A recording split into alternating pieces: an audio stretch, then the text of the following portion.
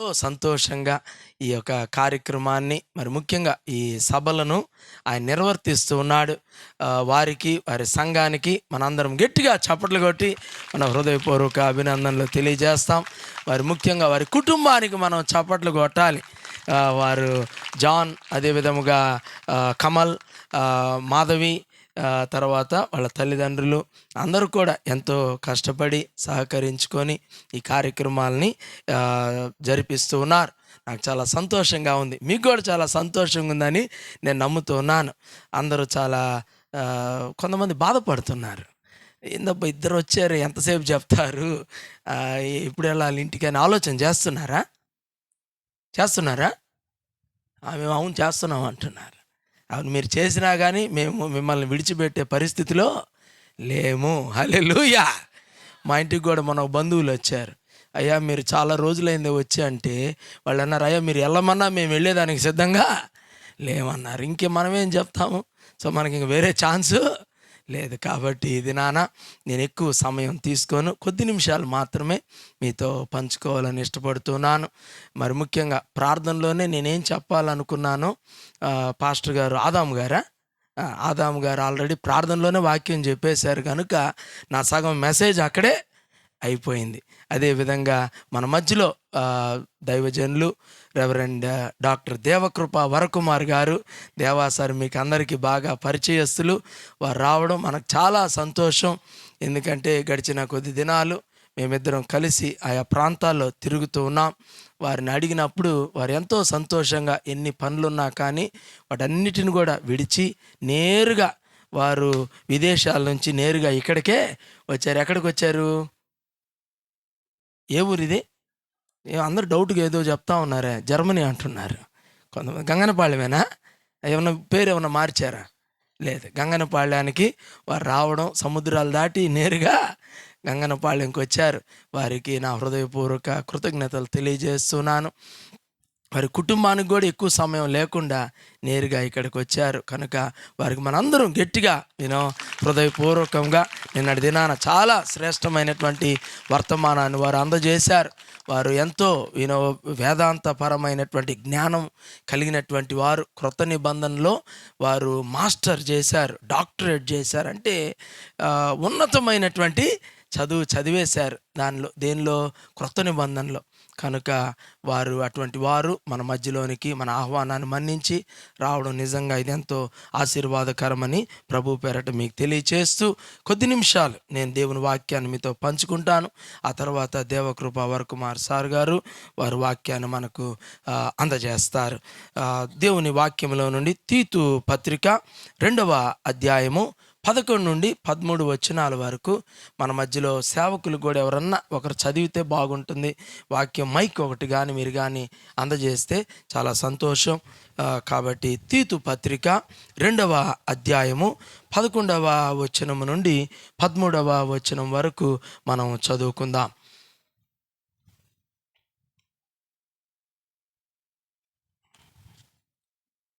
నేను కూడా నా అద్దాలు మర్చిపోయాను, భారతమ్మ అద్దాలు తీసుకున్నాను. అవి కూడా బాగానే పనిచేస్తున్నాయి నాకు. చాలా వద్దులే Bharatamma. Very good, thank you. తీతు పత్రిక 2వ అధ్యాయం. ఆయన కూడా అద్దాలు మర్చిపోయినట్టున్నాడు. ఏలయనగా సమస్త మనుష్యులకు రక్షణకరమైన దేవుని కృప ప్రత్యక్షమై మనము భక్తిహీనతను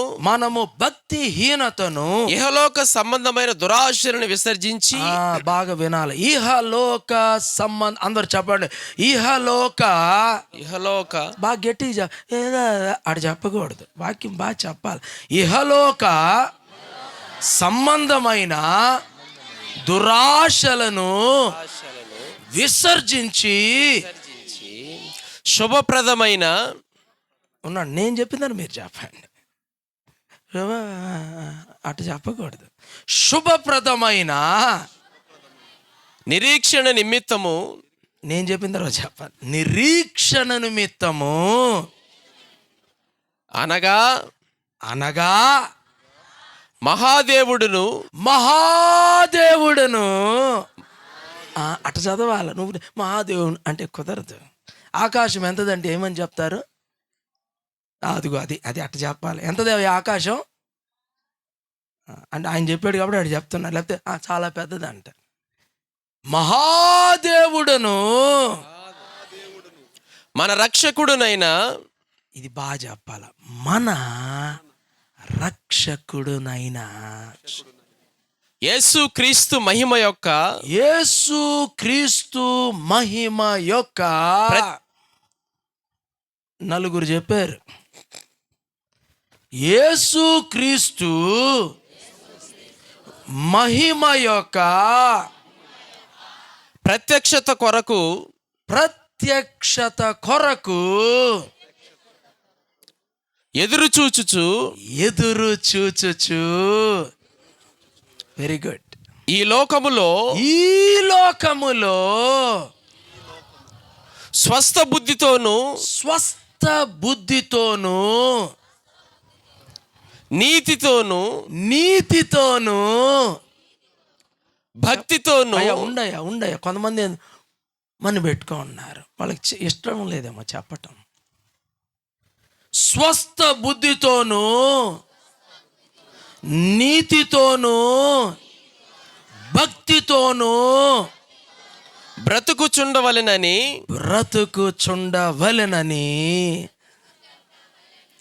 మనకు బోధించుచున్నది. హల్లెలూయా. ఇహలోక సంబంధమైన ఏమని రాసింది? చూడాలా మీరు బైబిల్ వెంటనే టక్కన పట్టుకోవాలా. ఇహలోక సంబంధమైన దురాశలను విసర్జించి నీతితోనూ భక్తితోనూ స్వస్థ బుద్ధితోనూ భలే చెప్పారండి. అయ్యగారికి చప్పట్లు కొట్టండి అమ్మ. బ్రతుకుచుండవలెనని ఏమంటున్నాడు? మనకు బోధించుచున్నది. దేవునికి స్తోత్రం. హల్లెలూయా. దేవుని యొక్క సంఘము, దేవుని యొక్క ప్రజలు ప్రభువుని తమ సొంత రక్షకునిగా అంగీకరించినటువంటి బిడ్డలు, వారి యొక్క దృష్టి, వారి యొక్క ఉద్దేశం ఈ లోకములో ఏమై ఉండాలంటే ఇదై ఉండాలి.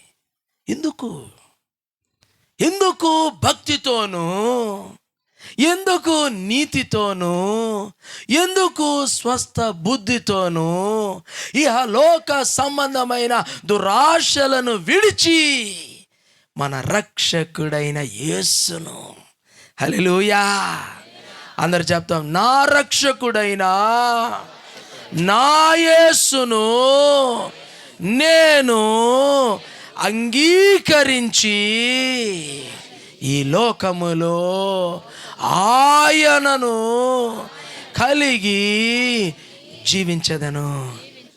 ఎందుకు జీవించాలి? మత్తయి సువార్త 24వ అధ్యాయం, మత్తయి సువార్త 24వ అధ్యాయం 42వ వచనమును ఈ విధంగా జీవించాలి. ప్రభు కొరకు మనము జీవించవలసినటువంటి వారమై ఉంటూ ఉన్నాం. ఎందుకయ్యా అంటే 24వ అధ్యాయం 42వ వచనము నుంచి చదువుకుందాం.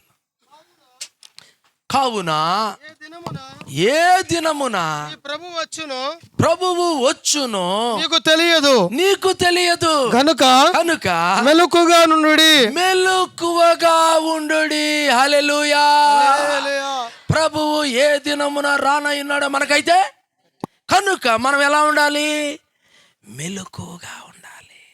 కొంతమంది నిద్రపోతున్నారు. ఇప్పుడు నిద్రపోకూడదు, మెలకువగా ఉండాలి. మెలకువగా ఉండుడి. ఏ దినమున దొంగ వచ్చును ఇంటి యజమానునికి తెలిసి ఉండిన ఎడల, ఇంటి యజమానునికి తెలిసి ఉండిన ఎడల అతడు మెలకుగా ఉండి తన ఇంటికి కన్నము వేయనీయుడని మీరెరుగుదురు. అది మీరు అనుకుని గడియలో మనుష్య కుమారుడు వచ్చును. కనుకనే మీరును సిద్ధముగా ఉండుడి. హల్లెలూయా. ఎలా ఉండాలంట? మనము సిద్ధంగా ఉండాలి. ఈ దినాలు అటువంటి దినాలు. ప్రభు రాకడ కొరకు సిద్ధపడేటటువంటి దినాలు. ఎలా సిద్ధపడాలి మనము? ఎలా ఉండాలంటమ్మా? అందరు కళ్ళు ఉన్నాయా? అందరు ఇటు పెట్టండి ఒకసారి. ఇదన్నీ గుర్తుగా మీకు చెప్తున్నా. లేవమ్మా, నీ కళ్ళు లేవా? కళ్ళు లేవా మీకు? అందరు పెట్టండి. నేను అవి అందరు అద్దాలు వేసుకున్న వాళ్ళు కూడా పెట్టొచ్చేట. ఆయన అన్నాడు, నాకు 4 కళ్ళు ఉన్నాయి, నేను ఎట్ట పెట్టగలను? ఇట్ట పెట్టండి మీరు, ఆ సైజును బట్టి ఇట్ట పెట్ట. నేను మెలకువగా ఉండెదను. ఎందుకు ఉండాలి మెలకువగా? ప్రభు రానై ఉన్నాడు కాబట్టి. ఇహలోక సంబంధమైన దురాశను విసర్జించి భక్తితోనూ నీతితోనూ, ఆ తర్వాత అండి స్వస్థ బుద్ధితోనూ భక్తితోనూ. వద్దు, ఉండండి అయ్యగారు, మీరు చాలా ఫాస్ట్గా ఉన్నారు. నేను అంత ఫాస్ట్గా పోలేను ఇప్పుడు. ఉండండి. మత్తయి సువార్త చదవండి.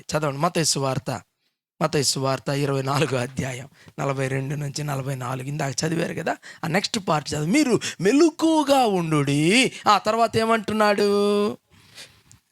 ఏ జామును దొంగ వచ్చునో ఇంటి యజమానునికి తెలిసి ఉండినడలా అతడు మెలకుగా ఉండి తన ఇంటికి కన్నము వేయనీయుడని మీరెరుగుదురు. మీరు అనుకున్న గడియలో మనిషి కుమారుడు వచ్చును గనుకనే మీరును సిద్ధముగా ఉండుడి. యజమానుడు తన ఇంటి వారికి తగిన వేళ అన్నము పెట్టుటకు వారి పైన ఉంచిన నమ్మకమైన వాడును బుద్ధిమంతుడునైన దాసుడు ఎవడు? యజమానుడు వచ్చినప్పుడు ఏ దాసుడు ఎలాగూ చేయుచుండుట అతడు కనుగొనును, ఆ దాసుడు ధన్యుడు. అతడు స్తోత్రం. చాలు, హల్లెలూయా. రాబోతున్నాడు ప్రభు రాకడ కొరకు మనందరం కూడా సిద్ధపడాలి. ఎందుకంటే మనం కడవరి దినాల్లో ఉన్నాం.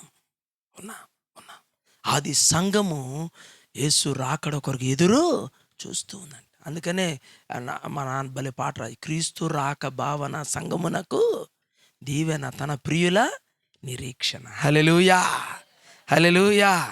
ప్రియమైనటువంటి వారులారా, కలిసి పని చేసుకోవడం, కలిసి ఆరాధించడం, కలిసి సాక్షులుగా ముందుకు కొనసాగడం. ఈ దినాల్లో మనం చూస్తున్నాం, సంఘాలు, సంఘస్థులు, విశ్వాసులు ఎంతో బిజీగా ఉన్నారు. కానీ వీరిలో సిద్ధపాటు లేదు, తగ్గిపోతా ఉంది.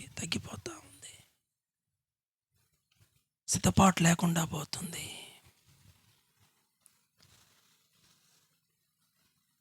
ప్రభు రాకడ కొరకు అందుకనే పాడతాం కదా, యేసు రాజుగా వచ్చి ఆ పాట రండి, ఎవరిని బాగా పాడేవాళ్ళు కావాలి నాకు. భూలోకమంతా తెలుసుకుంటా, రవికోటి తేజుడు రమ్యమైన దేవుడు రారాజుగా వచ్చుచున్నాడు. ఎప్పుడు వస్తున్నాడు? ఎప్పుడైనా రావచ్చు. హల్లెలూయా. ఈ రాత్రి కూడా ఆయన రావచ్చు, ఈ సమయంలో కూడా ఆయన రావచ్చు. సంఘము ఎలా ఉండాలి అనంటే ఆయన రాకడ కొరకు ఎదురు చూడాలి, మెలకుగా ఉండాలి. యేసు రాజుగా వచ్చుచున్నాడు, భూలోకమంతా తెలుసుకుంటారు. యేసు రాజుగా వచ్చుచున్నాడు, భూలోకమంతా తెలుసుకుంటారు.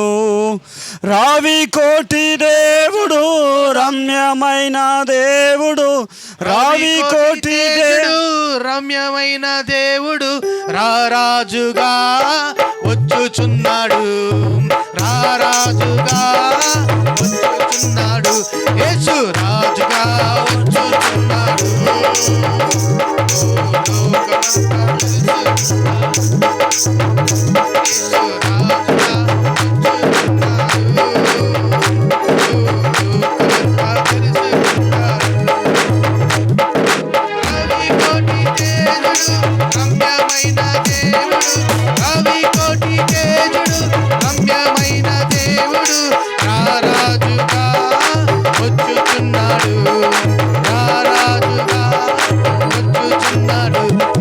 రాజుగా వచ్చుచున్నాడు.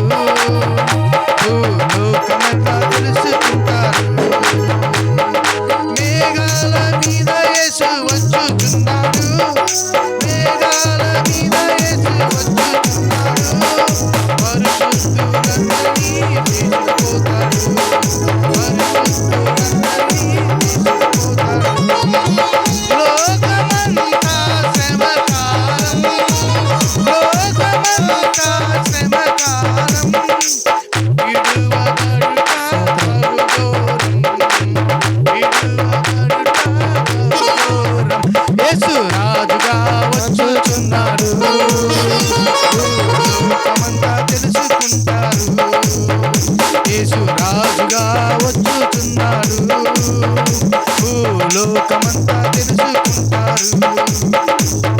హల్లెలూయా, హల్లెలూయా. సంగమం ఆయన ఫోన్ ఆయనకి ఇచ్చేయండి. సిద్ధపాటు ఏంటి? సిద్ధపాటు హెబ్రీయులకు రాసిన పత్రిక 12వ అధ్యాయం 14వ వచనం. 3 విషయాలు నేను చెప్పి ముగించేస్తానండి. హెబ్రీయులకు రాసిన పత్రిక 12వ అధ్యాయము 14వ వచనములో మనం చూసినట్లయితే అంటూ ఉన్నాడు, సంఘము ఏ విధముగా సిద్ధపడాలి. ఆయన రాబోతూ ఉన్నాడు. ఎప్పుడు వస్తున్నాడో మనకు తెలియదు, కానీ ఎప్పుడైనా రావచ్చు. కానీ ఆయన సెలవిచ్చినటువంటి మాట ఏమిటంటే, మీరు మెలకువగా ఉండండి.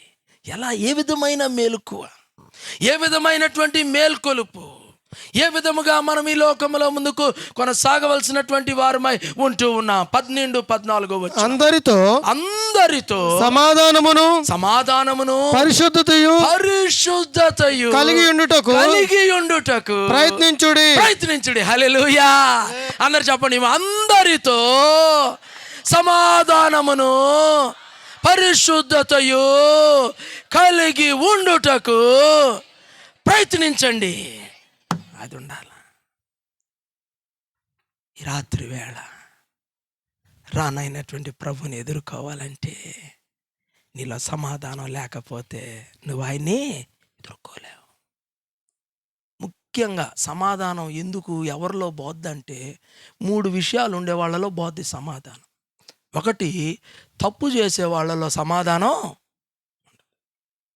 రెండవది, అప్పు చేసే వాళ్ళలో సమాధానం. మూడవది, ఉప్పు ఎక్కువ తినే వాళ్ళలో సమాధానం. అంతే. మా నాన్న 2 చెప్పాడు, రే జీవితంలో ఏమన్నా చేయగాని 2 చేయబాకరా అన్నాడు. ఏందయ్యా? తప్పు చేయబాక. చెప్పండి అమ్మా. వాళ్ళ భయం వేస్తుంది వాళ్ళకి. మేము ఆల్రెడీ దీనిలోనే ఉన్నాం కదయ్యా అని. చేయకూడదు. తప్పు చేయొద్దు. అప్పుడు నేను దానికి ఇంకొకటి యాడ్ చేశా. ఏందది? ఉప్పు. అబ్బో బాగుండదు. బీపీ ఏడా అంత బీపీ క్యాండిడేట్లే. వదిలితే ఎగిరేటట్టున్నారు ఒక్కొక్కరు. తప్పు. చెప్పండి అమ్మా. తప్పు మీరే కదా ప్రోత్సహించేది పురుషుల్ని. అయ్యా అవునా కదా? అది ఆయన ఏదో భయపడతా ఇట్ట అంటున్నాడు. ఏమంటే ఆమె ఏమంటుందా మళ్ళీ అని.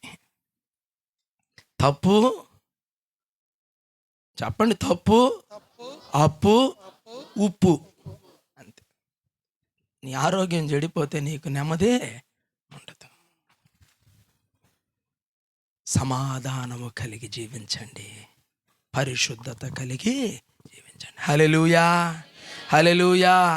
ప్రియ సహోదరులారా, దేవుని బిడ్డలారా, మారు మనస్సు కలిగి ప్రార్థనాపూర్వకంగా ముందుకు సాగి దేవుని యందలి విధేయత కలిగి మనము జీవించినప్పుడు మనలో సమాధానం, మనలో పరిశుద్ధత ఉంటుంది. హల్లెలూయా.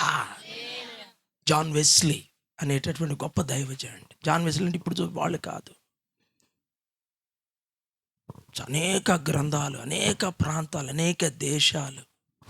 ఈ దినాన కూడా ఆయన కమెంట్రీస్, చాలా బైబిల్కి సంబంధించిన పుస్తకాలు, గ్రంథాలు రచించినటువంటి జాన్ వెస్లీ ఎప్పుడు కూడా ఆయన ప్రసంగం అంతా కూడా 2 విషయాలంట. ఒకటేమో పరిశుద్ధత, రెండోదేమో మారు మనస్సు.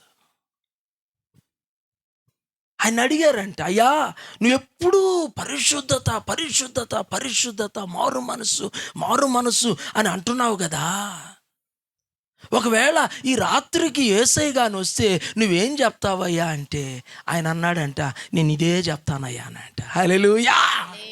ఏమని చెప్తాంట? అయ్యా నేను మారు మనస్సు కలిగి నేను జీవించానయ్యా, పరిశుద్ధునిగా పరిశుద్ధతతో నేను జీవించానయ్యా. హల్లెలూయా. ఇది నాన్న ప్రియ సహోదరుడా, ప్రియ సహోదరి, ప్రభు రాకడ కొరకు సిద్ధపడేటటువంటి సంఘము పరిశుద్ధమైన సంఘముగా ఉండాలి. దాగి ఉన్నటువంటి పాపము, ఆత్మీయముగా నిద్రపోవటము, అలా ఉంటే నీలో పరిశుద్ధత ఉండదు, నీలో సమాధానం ఉండదు. ఈ రాత్రి మన హృదయాలు మనం పరిశీలన చేసుకుందాం. మొట్టమొదటిగా పరిశుద్ధమైన సంఘము. సంఘం అంటే ఎవరు? ఇదే సంఘం అంటే ఎవరు? ఏంటి అదమ్మా? కాదు, సంఘం అంటే మనమే. హల్లెలూయా.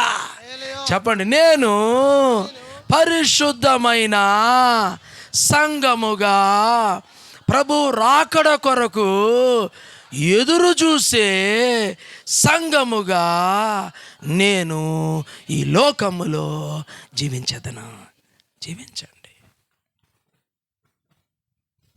రెండవదిగా మనం చూసినట్లయితే అంటూ ఉన్నాడు, మీరు మెలకువ కలిగి ప్రార్థన చేయండి. హల్లెలూయా. ప్రార్థన లేని సంఘము ఏమవుద్దంటే అది శక్తిహీనమైన సంఘముగా మారిపోతుంది. Prayerless church becomes powerless church. ప్రభు రాకడ కొరకు నీవు ఎదురు చూస్తూ ఉన్నట్లయితే ఉజ్జీవముతో, హల్లెలూయా. ఉజ్జీవం అంటే ఎగరడం అయి కాదు. ఉజ్జీవం అంటే దేవునిలో బలంగా ఉండడం, ఉజ్జీవముగాను ప్రభు యొక్క రక్షణలో, హల్లెలూయా, రక్షణలో ముందుకు సాగడం, వివేచనముతో ముందుకు సాగడం, డిజైన్మెంట్. అమెరికా దేశంలో ఒక సంఘం ఉంది. కొన్ని సంవత్సరాలుగా, దాదాపుగా 70-80 సంవత్సరాలుగా వాళ్ళు ప్రతిరోజు ప్రార్థనలు చేస్తూనే ఉన్నారు. ఆగదు ప్రార్థన అక్కడ. ఎప్పుడన్నా వెళ్ళు, ఎవరో ఒకరంటే చాలా కొన్ని వందల మంది ఉండి అక్కడ ప్రార్థన చేస్తూనే ఉంటారు, ఆరాధన చేస్తూనే ఉంటారు. ప్రార్థన నేను అనుకున్నాను, నేను రాత్రి వెళ్ళాను, 1:30-2 గంటలకి వెళ్ళా. అసలు నిజంగా చేస్తున్నారు ఏంటి అసలు ఇది చూద్దామని పోతే ఎంత ఉజ్జీవముగా ప్రార్థనలు చేసేవాళ్ళు. ప్రార్థనలు చేస్తా కన్నీరు గారుస్తూ, ఏంటయ్యా అంటే, అయ్యా 80 సంవత్సరాలుగా ఈ ప్రార్థన కొనసాగుతూనే ఉందంట. హల్లెలూయా, హల్లెలూయా. పరిశుద్ధమైన సంఘముగాను, ప్రార్థించేటటువంటి సంఘముగాను ఈ దినాల్లో సంఘం ఉండాలా. ఊరికిన అవసరానికి వచ్చి ప్రభువా అనడం కాదు. కొంతమందికి ఇదే పని 24 గంటలు, అయ్యా మహేష్ అంటుండే. మాకు కూడా వస్తుంటాయి ఆ ఫోన్లు 4 గంటలకి 3 గంటలకి. అది కాదు.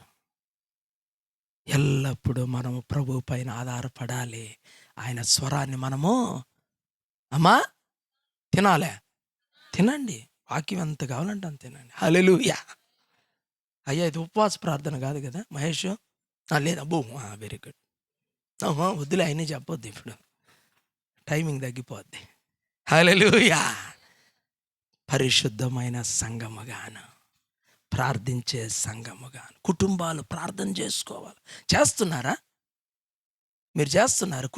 కుటుంబంగా కూర్చొని ప్రార్థన ఇంట్లో చేస్తున్నారు, లేకపోతే భర్తలు ఇట్లా ఫోన్లు చూసుకుంటా ఉన్నారా? అదిగో కొంతమంది నవ్వారంటే జరుగుతుందని.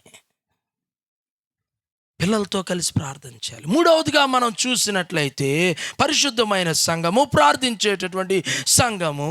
అదే విధముగా మనం చూస్తున్న 24వ అధ్యాయం మత్తయి సువార్త 14వ వచనములో మనము చూసినట్లయితే చాలా చక్కటి మాటలు మనకు అక్కడ కనిపిస్తూ ఉన్నాయి. 24వ అధ్యాయము 14వ వచనం. మరియు ఈ రాజ్య సువార్త సకల జనములకు సాక్షార్థమై లోకమంతటను ప్రకటింపబడును. హల్లెలూయా. ఈ రాజ్య సువార్త ఎక్కడ ప్రకటించబడాలా? లోకమంతా, సకల జనులకు. దేవునికి స్తోత్రం. హల్లెలూయా.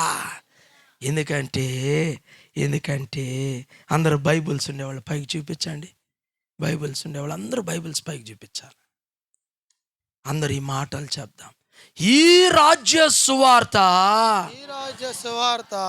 బైబిల్స్ బాగా చూపించారు. కొంతమంది ఇట్టు పెట్టున్నారు. ఎందుకు పెట్టారు నాకైతే అర్థం కావడం లేదు. బాగా స్ట్రైట్గా చూపించారు. ఈ రాజ్య సువార్త సకల జనులకు వినిపింపబడవలెను. హల్లెలూయా. ప్రతి ఒక్కరు వినాలి ఈ సువార్త. ఎందుకు ఎందుకు ఈ సువార్త మనం వినిపించాలి? ఎందుకంటే ఈ సువార్తలో మానవాళికి రక్షణ ఉంది. హల్లెలూయా. రక్షణ సువార్త ఇది. అందుకని విలియం కేరీ చాలా పేదవాడు ఇంగ్లాండ్ దేశంలో. అయ్యా ఒక రండి, చిన్న ఇది వేపిస్తా. మా వాడేడి రా, కిరణ్ ఏం పేరు? దినా రా రా రా, త్వరగా రావాలా, టైం లేదు నాకు. అయ్యగారు మళ్ళీ వాక్యం చెప్పాలి, కానీ నేను వెళ్ళిపోతా ఉంది నాది. నాకు బ్రేకులు లేవు ఈరోజు, ఎందుకంటే ఇదే ఫస్ట్ మీటింగు, చాలా రోజులైంది కాబట్టి నేను sorry, but you can take your time please. రా దినా, త్వరగా రా. ఏం పేరు? దినకర్. ఇప్పుడు నీ పేరు విలియం కేరీ. ఏం పేరు చెప్పు? William Carey. ఇట్లా విలియం కేరీ చాలా పేదవాడుగా చెయ్యి ఏదన్నా, అటు తిరుగు.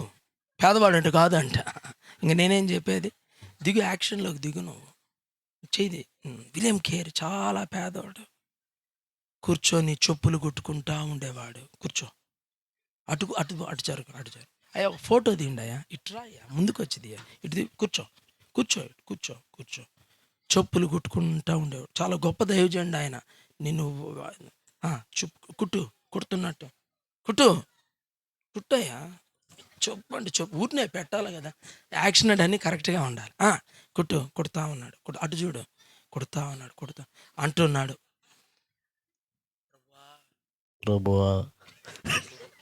గొంతు బాగుంది ఇది.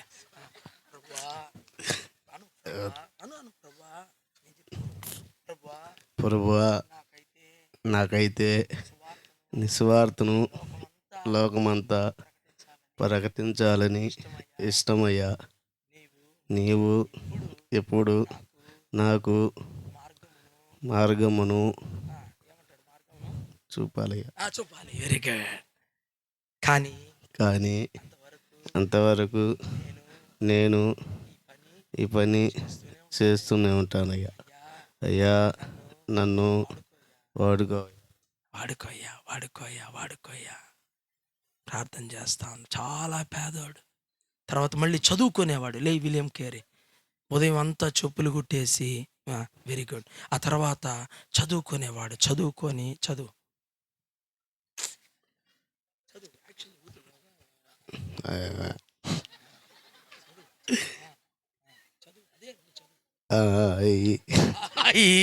Very good. వచ్చాడు, చదువుకునేవాడు, బాగా చదువుకొని ఒక స్కూల్కి టీచర్ అయ్యాడు. స్కూల్ టీచర్, బడి పంతులు అయ్యాడు. పంతులు చెప్పు. చదువుకుంటా, బాగా చదువుకుంటా. అది ఈయనేందో పెద్ద చదివినట్టు.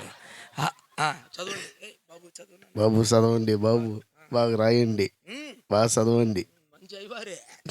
Very good. చప్పట్లు కొట్టండి అందరూ. చదివాడు. ఒకరోజు ప్రార్థన చేసుకుంటా ఉన్నాడు. ప్రార్థన చెయ్యి, మొకాళ్ళే. అది కూడా మనమే చెప్పాలి, మొకాళ్ళే. చాలా తక్కువ ఉన్నట్టు కొంచెం ప్రార్థన అనుభవం.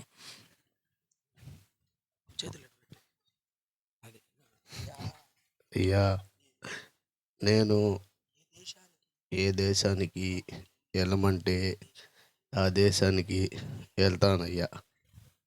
పైకి చూడు. అయ్యా, నీ దర్శనము నాకు చూపించావయ్యా. అయ్యా, నేను నవ్వు వచ్చింది ఆయనకే, ఎందుకంటే దేవుని దర్శనం కదా, సంతోషం అయిపోయింది. నేను భారతదేశానికి వెళ్తానయ్యా. హల్లెలూయా. చప్పట్లు కొట్టండి అందరూ. విలియం కేరీ భారతదేశానికి వెళ్ళిపో, భారతదేశానికి వెళ్ళిపో. వెళ్ళాడు. వెళ్ళి దేవుని కొరకు అనేక భాషల్లో ఈ బైబిల్ గ్రంథాన్ని ఏం చేశాడు? తర్జుమా చేశాడు. ఈ బైబిల్ కూడా ఆయనే చేసింది. హల్లెలూయా. అన్నాడు, దేవుని నుండి గొప్ప కార్యములను ఆశించు, దేవుని కొరకు గొప్ప కార్యములను చేయుటకు ప్రయత్నించు. అందరు చెప్దాం ఈ మాటలు. దేవుని నుండి గొప్ప గొప్ప కార్యములను ఆశించు దేవుని కొరకు గొప్ప కార్యములను చేయుటకు ప్రయత్నించు. హల్లెలూయా. ఆశించాలా, ప్రయత్నించాలా? చెప్పండి. ఆశించాలి, ప్రయత్నించాలి. రెండు అది చెప్పింది ఆయన. అందరూ ఎన్నో శ్రమలు వచ్చినాయి. ఆయన భార్య చనిపోతే ఆయన ఒక్కడే ఎత్తుకోబోయాడంట. ఆమెని సమాధి చేశాడు, కొడుకుని పక్కన పెట్టుకొని. ఆ తర్వాత కొడుకు కూడా చనిపోయాడు, ఆయన కూడా ఎత్తుకోబోయి. అందరూ ఎగతాళి చేశారు, నవ్వారు, తిట్టారు, కొట్టారు, ఎన్నెన్నో చేశారు. కానీ ఈ బైబిల్ గ్రంథాన్ని తెలుగు భాషలోకి మనకు తర్జుమా చేసి ఇచ్చాడు. హల్లెలూయా. దేవుని నుండి బాగా చెప్పాలి, పురుషులు చెప్పడంలా. మీకు ఇష్టం లేదా? దేవుని నుండి గొప్ప కార్యములను ఆశించు, దేవుని కొరకు గొప్ప కార్యములను చేయుటకు ప్రయత్నించు. దేవునికి స్తోత్రం. హల్లెలూయా. పరిశుద్ధమైన సంఘము, ప్రార్థించేటటువంటి సంఘము, దేవుని యొక్క సువార్తను ప్రకటించేటటువంటి సంఘంగా ఉండాలి. ఇటు కృపను ధన్యతను పరిశుద్ధాత్మ దేవుడు మనకందరికీ సహాయం చేయనుగాక. ఆమేన్. అందరూ లేచి నిలబడినట్లయితే ఒక కీర్తన పాడుకుందాం. అందరూ